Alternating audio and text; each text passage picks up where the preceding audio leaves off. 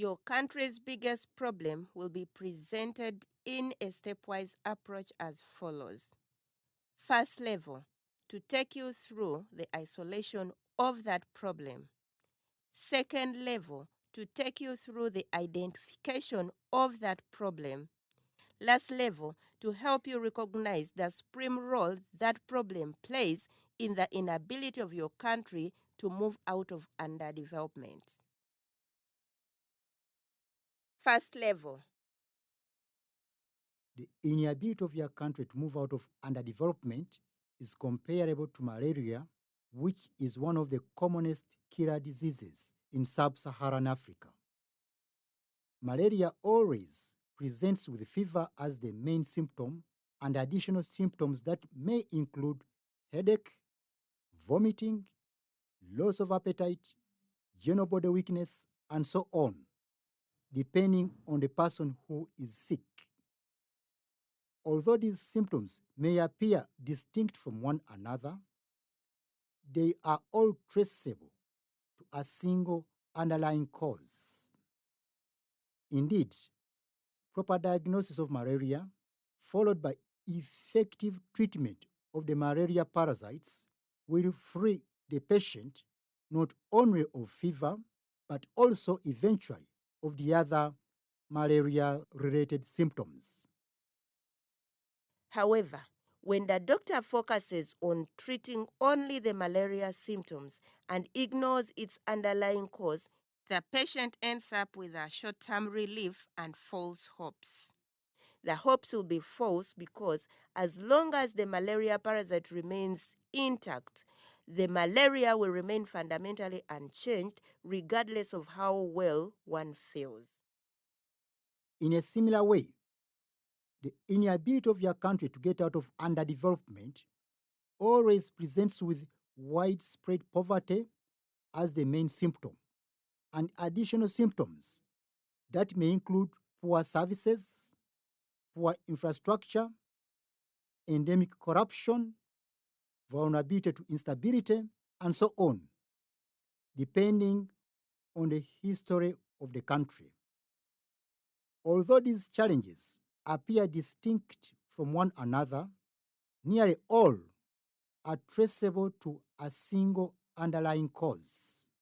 Indeed, efforts to identify and effectively address that underlying cause will position your country firmly on the path out of poverty, but also out of most of the other underdevelopment related challenges.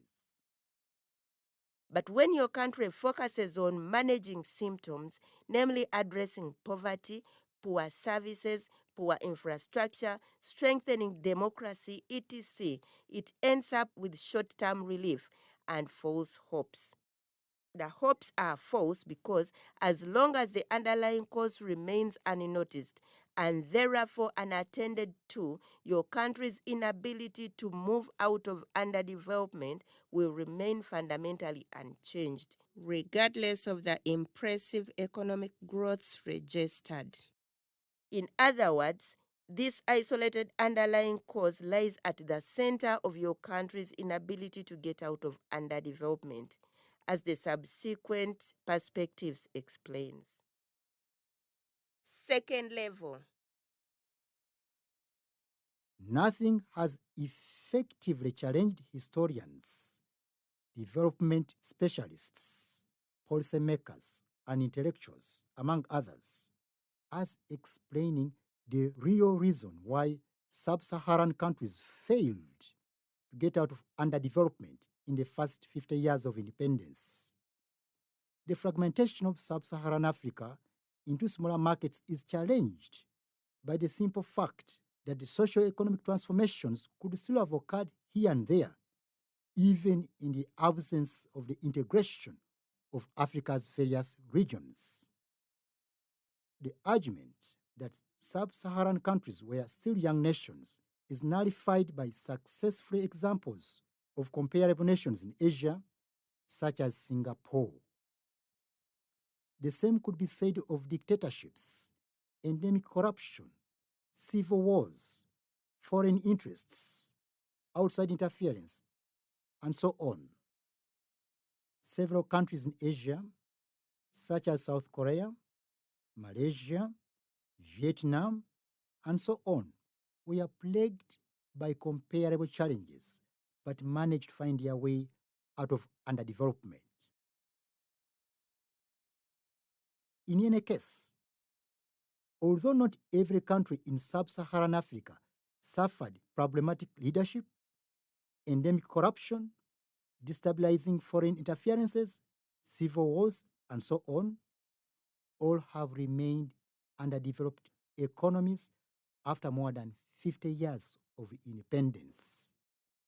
This is, of course, not to suggest that the ongoing efforts to promote democracy and good governance, to stamp out corruption, to prevent wars, to promote regional cooperation in your country and elsewhere in sub-Saharan Africa are not necessary. Rather, it is to clarify that even after all these concerns have been fully addressed, the inability of your country to get out of underdevelopment remains unchanged. The underlying cause of the inability of your country to get out of underdevelopment is the mindset, which was switched off in connection with development. In other words, a mindset that is in darkness regarding development.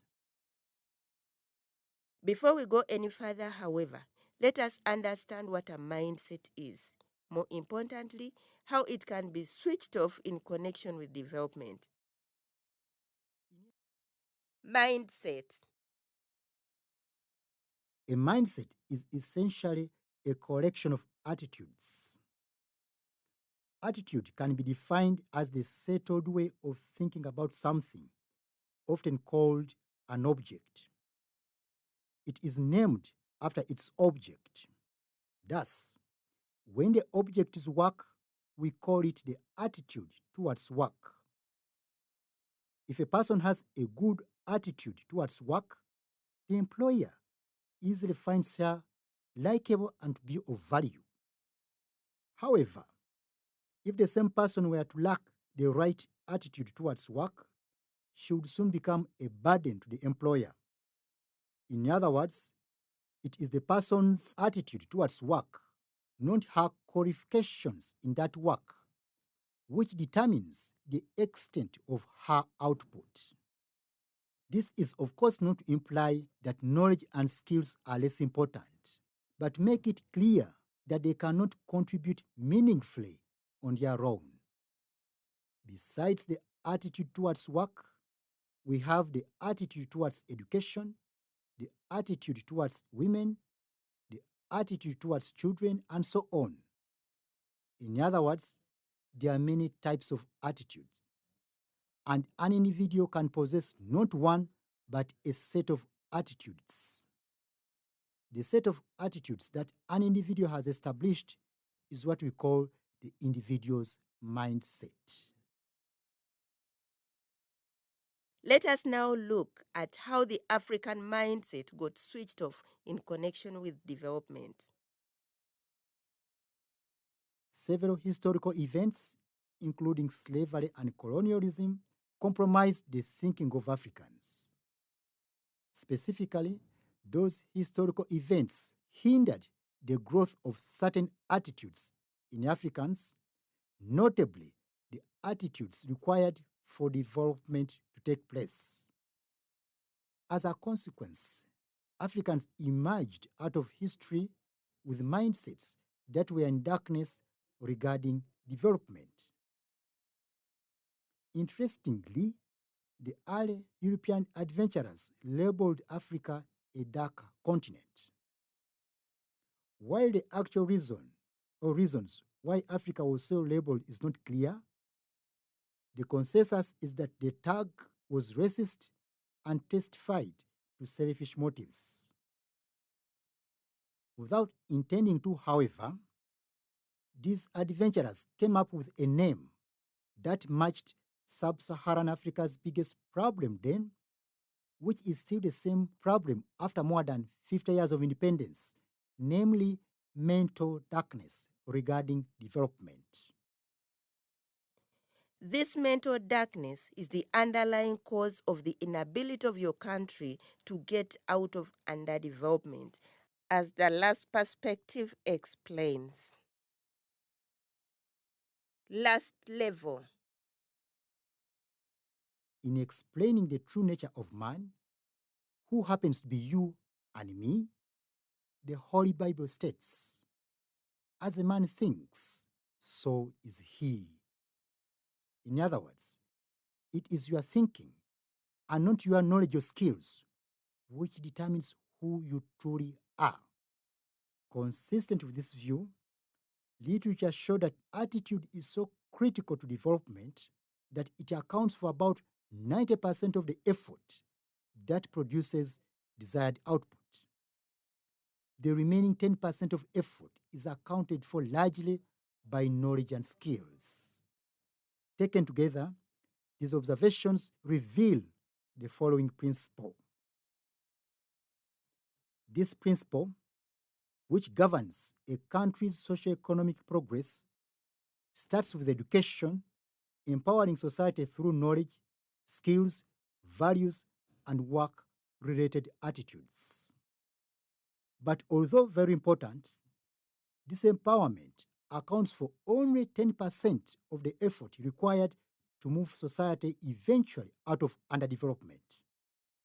In other words, that on its own, the education empowerment is meaningless with regard to moving the country out of underdevelopment. What makes it meaningful is the mental clarity regarding development. Put in a more precise way, it is through mental clarity regarding development that the country is able to utilize its education empowerment to gradually move out of underdevelopment, regardless of the obstacles before it. In the absence of mental clarity regarding development, therefore, the education empowerment of society remains meaningless with regard to lifting that country out of underdevelopment. And this is exactly what happened to countries like yours, disadvantaged by mental darkness regarding development.